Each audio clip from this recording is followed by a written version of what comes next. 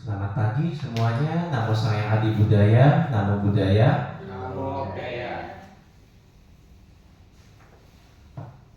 Ya, oke. Hari ini saya akan membawakan Dharma Desana dengan topik gerbang Dharma. Ya, jadi sebenarnya seperti biasa kalau saya bawain Dharma Desana itu biasanya saya pakai slide. Ya, cuma hari ini kayaknya kata Erwin laptopnya udah ngambek. Nah, berarti artinya ada kesempatan baru nih, bagus nih buat yang ingin melakukan karma baik. Ya, jadi laptopnya sudah nggak bisa dipakai. Itu kebetulan laptop itu juga dana dari Cieris ya. Kalau lihat di keyboardnya itu ada tulisan Arabnya. Jadi keyboardnya bukan cuma ABCD tapi ada aksara Arab. Kebetulan Cieris itu umat sini, cuma mereka keluarganya bekerja di Arab Saudi. Gitu. Jadi itu warisan dari Cieris juga. Oke, jadi hari ini sekarang saya akan membawakan topik tentang gerbang Dharma.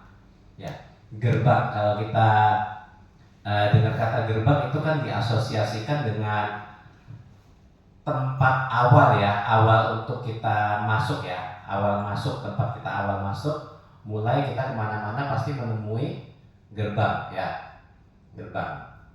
Nanti gerbang, apa itu gerbang Dharma? Jadi gerbang Dharma itu boleh dikatakan adalah awal kita mulai memasuki atau mempelajari agama Buddha. Apa sih sebenarnya yang dimaksud dengan gerbang Dharma? Ya, ada yang bisa tebak gak apa itu gerbang Dharma?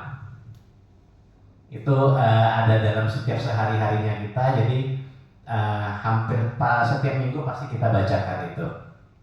Setiap minggu pasti dibacakan, dan mungkin ada yang tiap hari juga membacakannya.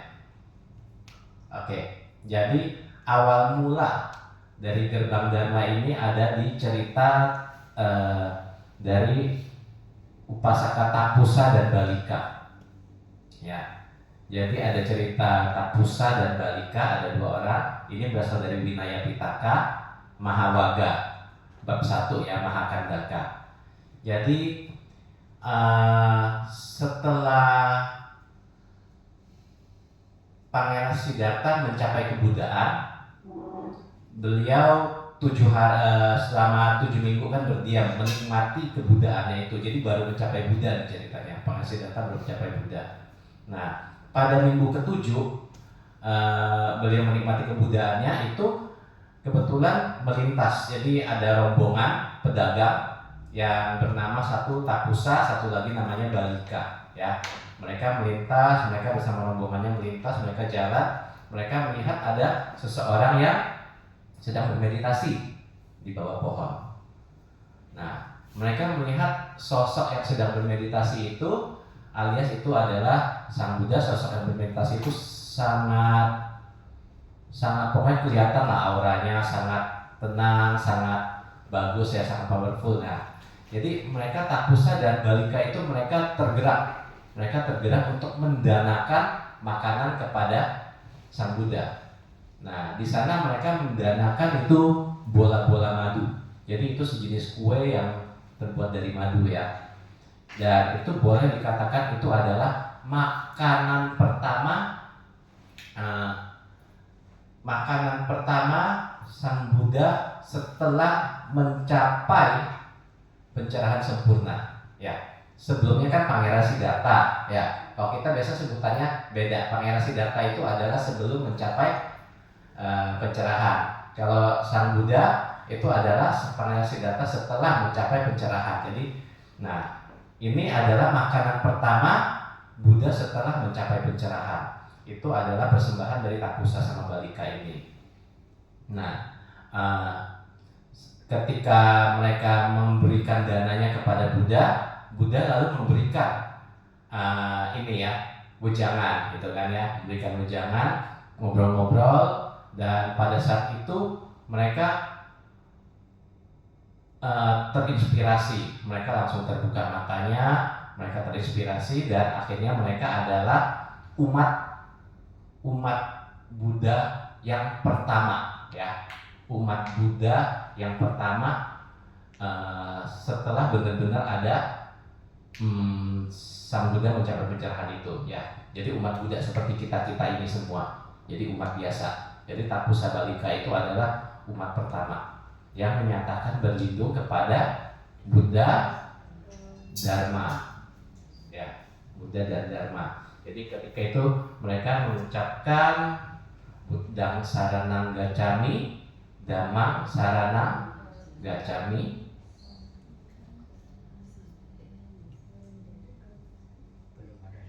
Nah, ini dia, belum ada sanggar seperti kata Romo Sugiono.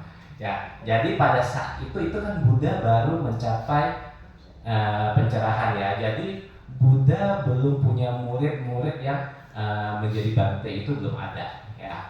Jadi belum ada sangga. Jadi itu baru ada dua ya, belum trisarana. Jadi baru dwi sarana, baru dua. Yaitu baru ada Buddha dan baru ada Dharma. Oke, itu awal mula.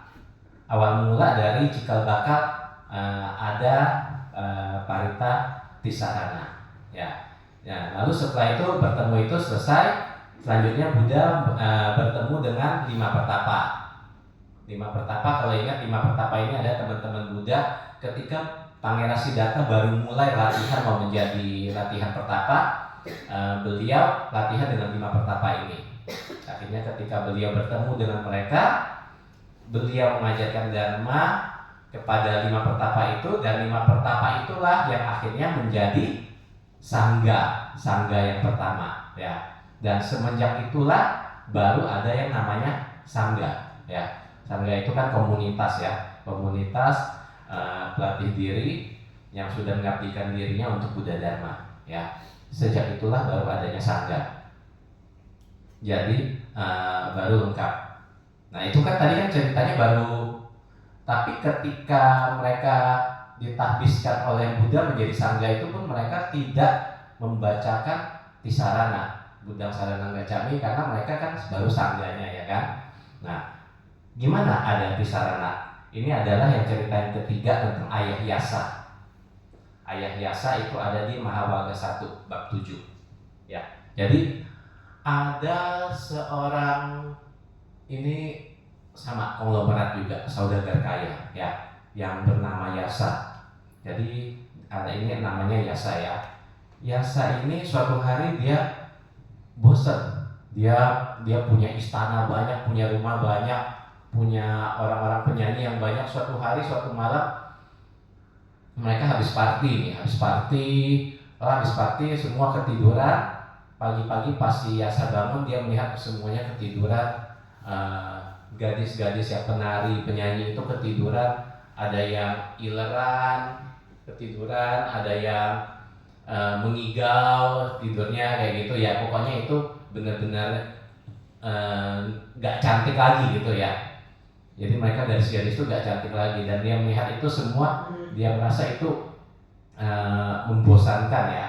Semua itu tidak bagus dia melihat itu. Lalu si Yasa ini suatu hari pergi keluar jalan-jalan, dan beliau ketika keluar bertemu dengan Sang Buddha ya di Taman Rusa Isipatana ya.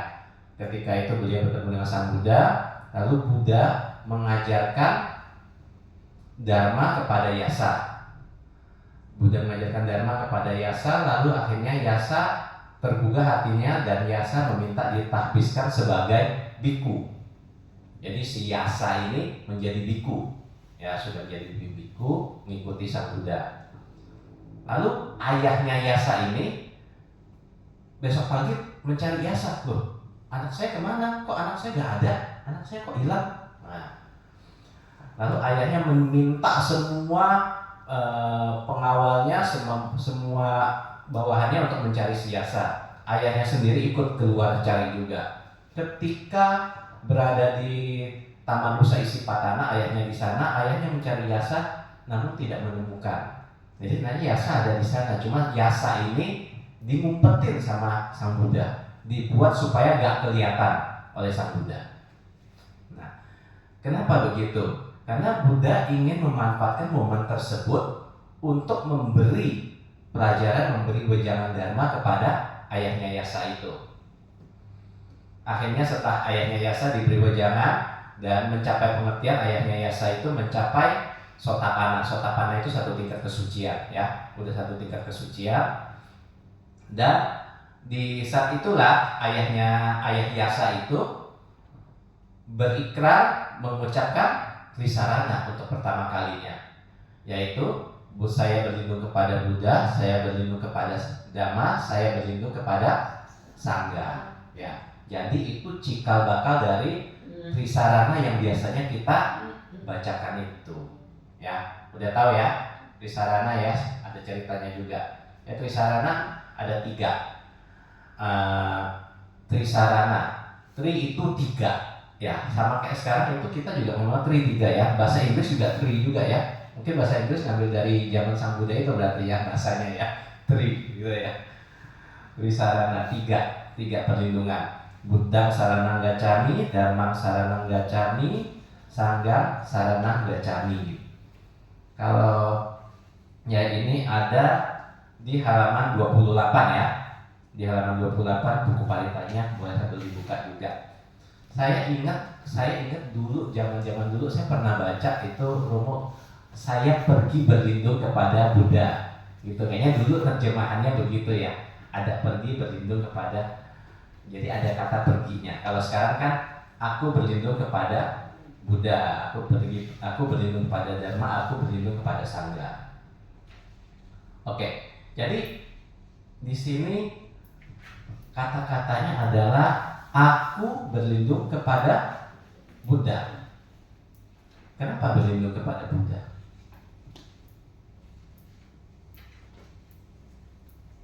Ya, tentu saja salah satunya karena beliau guru kita ya, beliau yang ngajarin kita ya.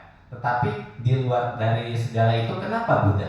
Kita lihat halaman 31 di paling bawah. Ya, jadi di paling bawah itu Buddha Nusati. Kalau yang kita bacakan di Buddha Nusati ada demikianlah Bhagawa yang maha suci, yang telah mencapai penerangan sempurna. Ya, jadi iti piso Bhagawa arahang sama sambuddho. Ya, itu ada dijelaskan itu, ada ya di bukunya ya, semua yang sama ya bukunya ya. Jadi yang telah mencapai penerangan sempurna. Jadi kalau Buddha Gautama ini, ya, Buddha Gautama ini adalah Buddha yang telah mencapai penerangan sempurna. Di sini dikatakan sama Sang Buddha. Ya, jadi Buddha sendiri itu ada 3 tingkatan. Ya, 3 tingkatan itu. Tapi tingkatan itu sebenarnya sama ya, bukannya dibilang ada yang lebih rendah, enggak. Cuma sama Sang Buddha itu adalah yang paling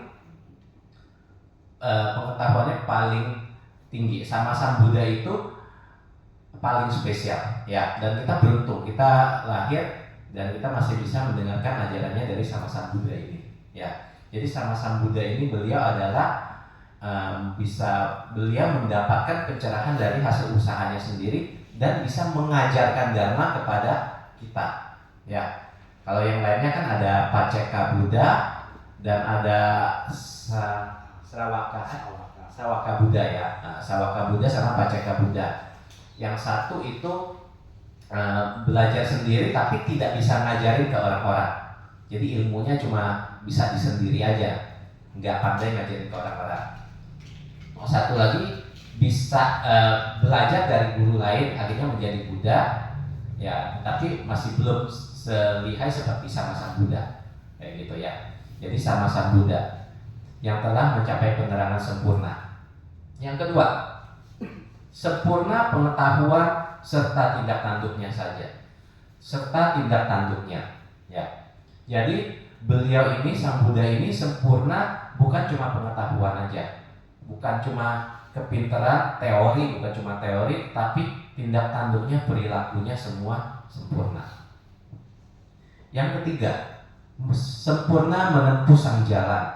Jadi beliau telah berhasil menempuh, ya, bukan cuma menemukan caranya aja, tetapi beliau telah berhasil, telah mencapai goalnya, ya, sudah melewati jalan itu, sudah menempuh jalan itu untuk mencapai ke nibbana. Ya, jadi beliau sudah mencapai nibbana dalam kehidupan saat itu juga. Jadi nibbana itu bukan kondisi meninggal mencapai nibbana, enggak. Kita dalam kehidupan ini kita pun mencapai nibbana. Nibbana itu kayak surga gitu loh. Ya, kalau kita dalam kehidupan kayak kita ini kita happy, itu kan bisa disebut nibbana juga, mencapai surga.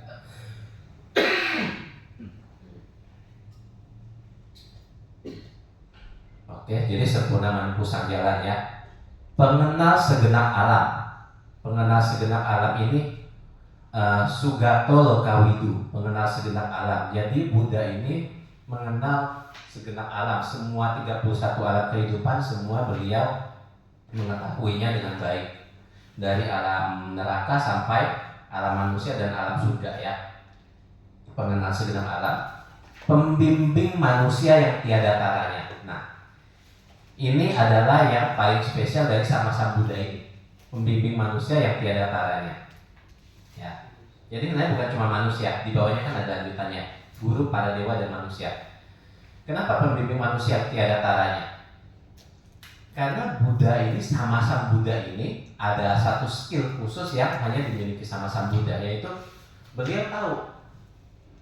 Kayak misalnya si A kalau kita ajarin pakai ajaran gitu-gitu, pakai ngomongan, si A sudah bisa langsung mengerti. Oh begitu, udah ngerti. Si B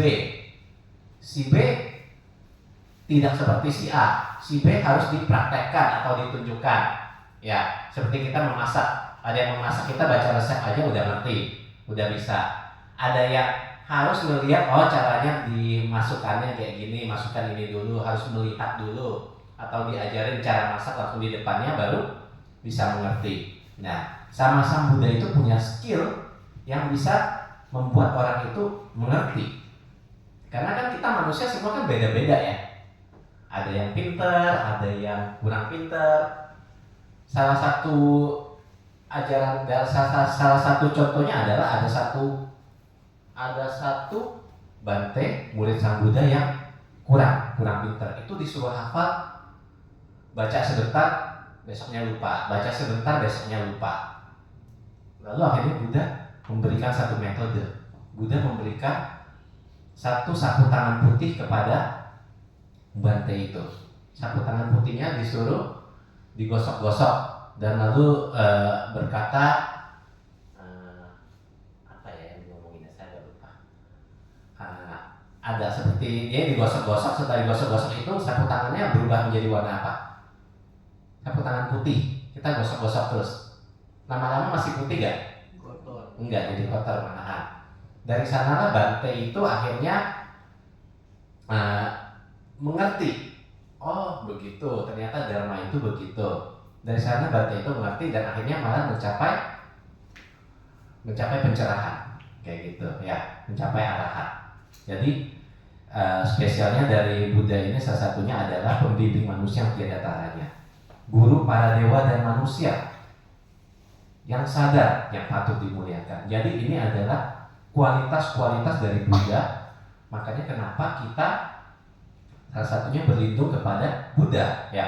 Jadi Buddha ini boleh dibilang maha tahu ya, maha tahu, maha sempurna ya. Makanya kita berlindung kepada sosok yang luar biasa, yang maha sempurna. Masa kita berlindung kepada orang-orang yang gak jelas, yang di luar gitu kan, jangan dong ya kan.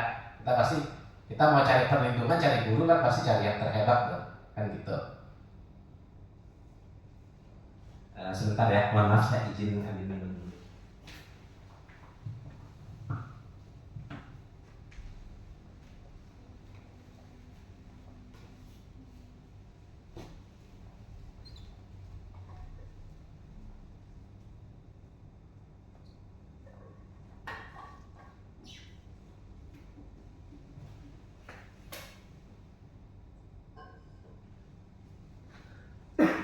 Oke. Yang kedua halaman 32.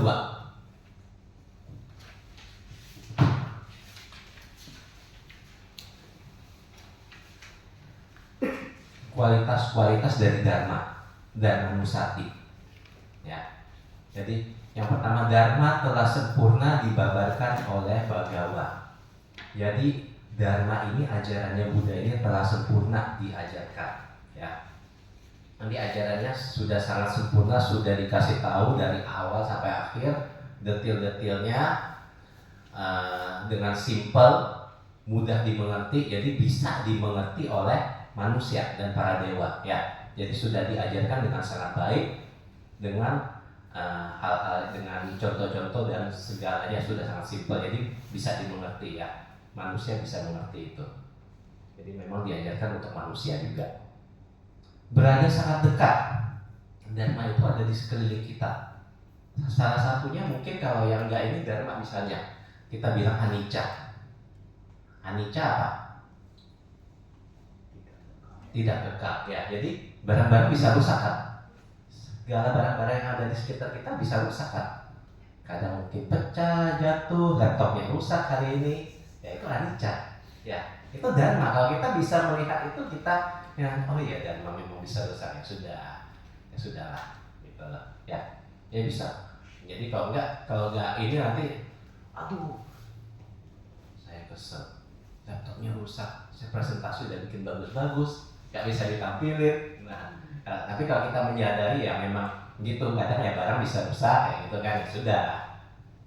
Ya, jadi itu dharma telah sempurna dibabarkan oleh Bhagawa, berada sangat dekat, tak lapuk oleh waktu. Jadi dharma ini, ajaran ini dari zaman Sang Buddha, bahkan dari sebelum ada Buddha, dharma itu sudah ada. Ya, sampai ke depannya terus dharma itu selalu ada, tidak lapuk oleh waktu, mengundang untuk dibuktikan.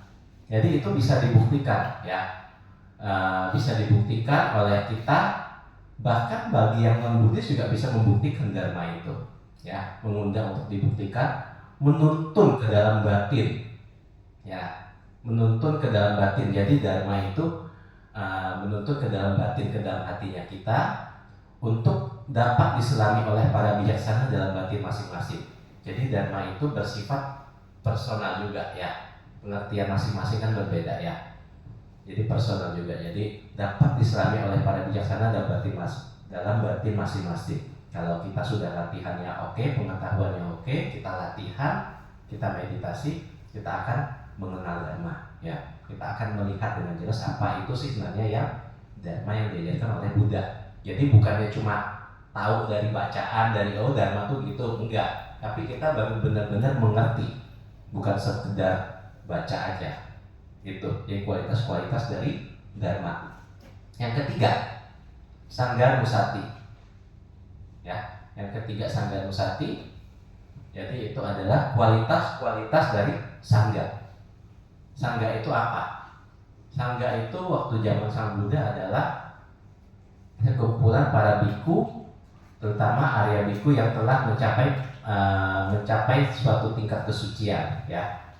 Mencapai tingkat kesucian yang berlatih. Jadi satu komunitas ya, komunitas tuh lebih dari 5 orang. Jadi kalau satu bante gitu ya, itu satu orang, itu bukan disebut sangga. Sangga itu adalah kumpulan, dan kumpulan sangga itu bukan cuma sangga Indonesia aja, tetapi di luar negeri. Kalau kita ngomong sangga itu ya di seluruh dunia, para pelatih itu kita sebut sangga. Dan apapun jubahnya,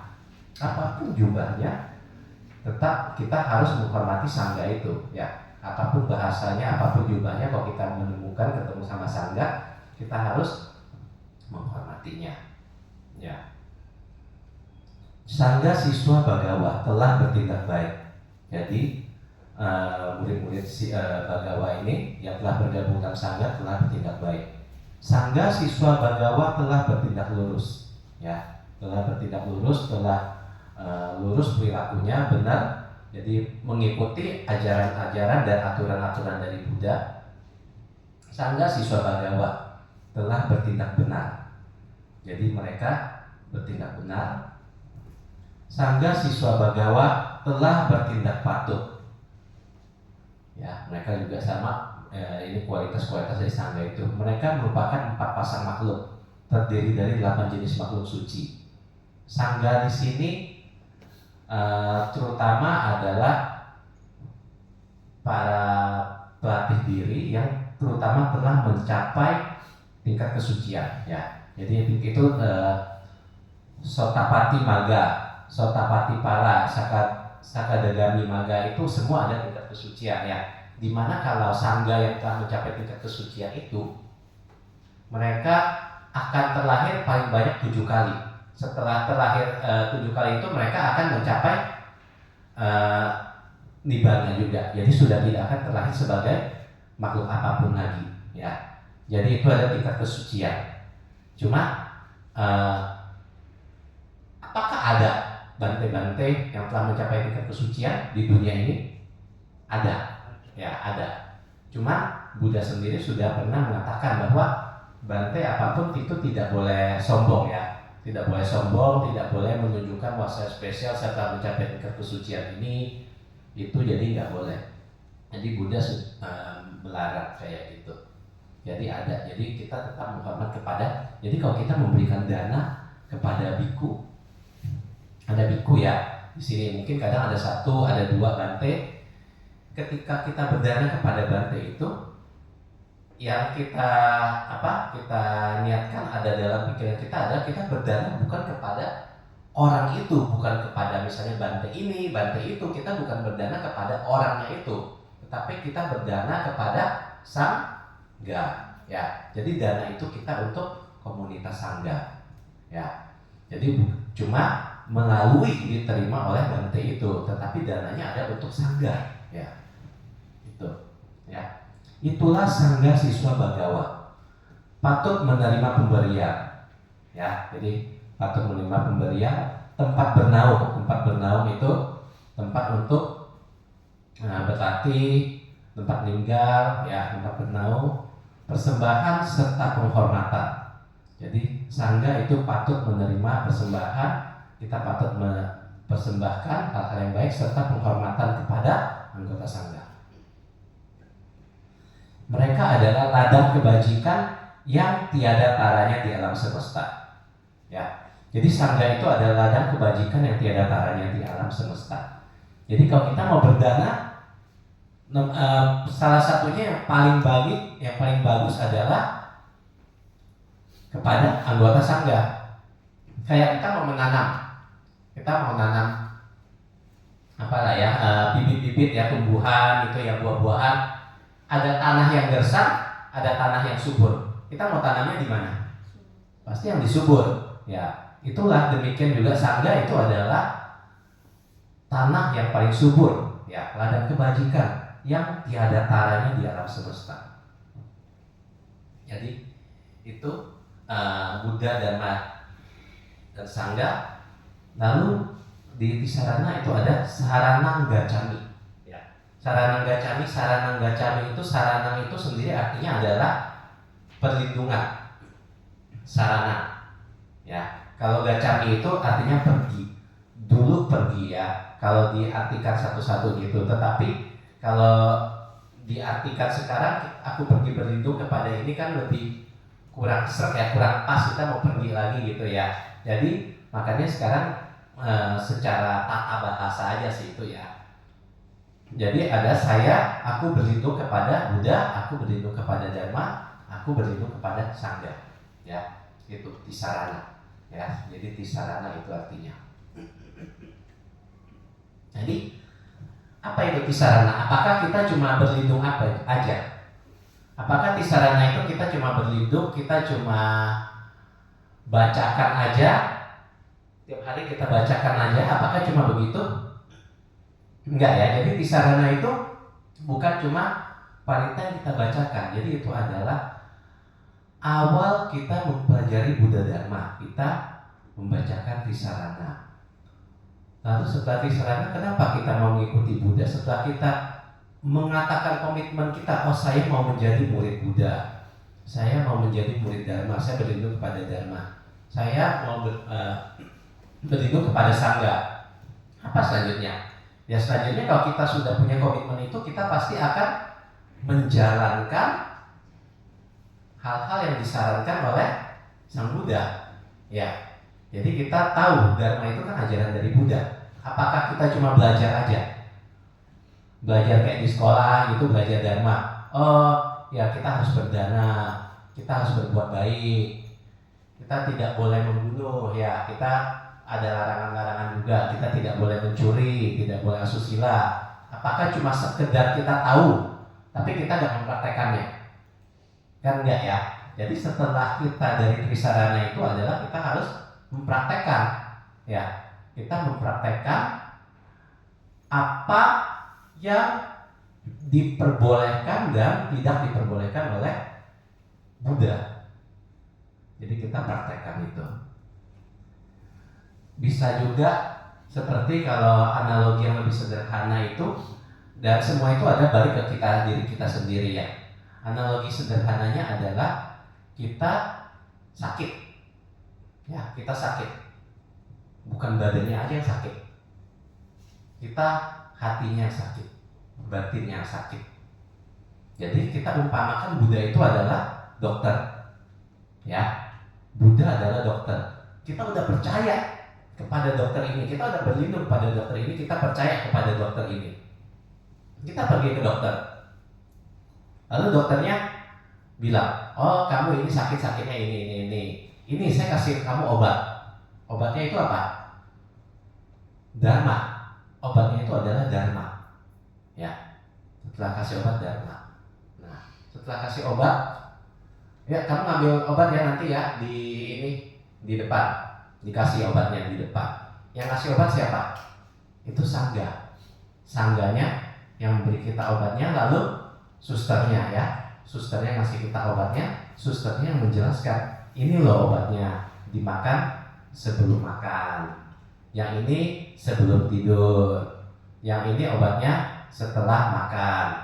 Jadi sangga adalah yang menuntun kita, atau seperti suster ya.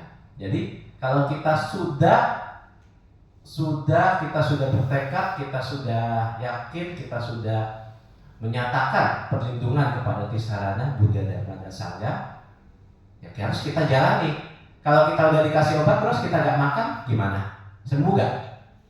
Enggak ya. Jadi harus dijalani, ya harus dijalani, harus dimakan obatnya. Terus dokternya suruh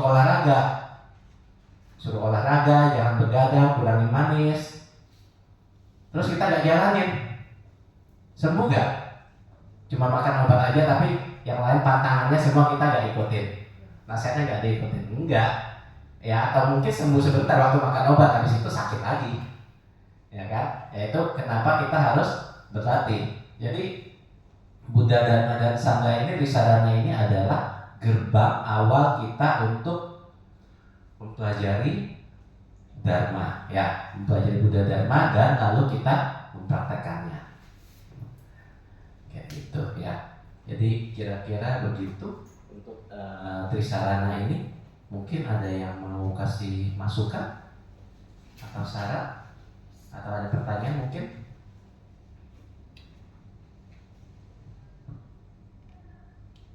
Oke, kalau nggak ada ya saya ingatkan kembali mungkin ya. Kalau yang minggu lalu ada ngikutin, ada dengerin ini apa Dharma Desa dari saya ingatkan lagi, yaitu Buddha Dharma bukan cuma sekedar diketahui, bukan cuma sekedar tiap minggu datang ke wihara, kebaktian, makan-makan, pulang. Kayak gitu, tiap minggu datang, baca parita, dengar, makan, pulang, gitu aja ya. Gak ada gunanya kalau cuma begitu aja. Yaitu paling penting adalah itu seminggu sekali cuma. Yang paling penting adalah dipraktekkan di kehidupan sehari-hari ya. Saya mengajak lagi teman-teman di sini, salah satunya adalah untuk mempraktekkan minimal adalah pembacaan trisarana ya. Kalau yang sudah ada baca puja pagi, puja sore, itu luar biasa ya. Kalau yang belum, minimal baca trisarana pagi setelah bangun tidur, baca trisarana malam sebelum tidur, baca trisarana. Trisarana tahu kan? Hafal gak? Hafal lah ya. Pendek, gak sampai 2 menit. Kalau dibilang alasan gak ada waktu itu gak mungkin banget ya. Gak mungkin banget. Apalagi kalau bisa plus meditasi setengah jam, wah lebih luar biasa lagi ya. Jadi kita biasakan minimal seminimal-minimalnya baca Trisarana pagi dan malam sebelum tidur. Ya. Oke, mungkin itu sedikit dari saya. Terima kasih atas semuanya. Namo Sang Adi Budaya, Namo Buddhaya. Namo Buddhaya.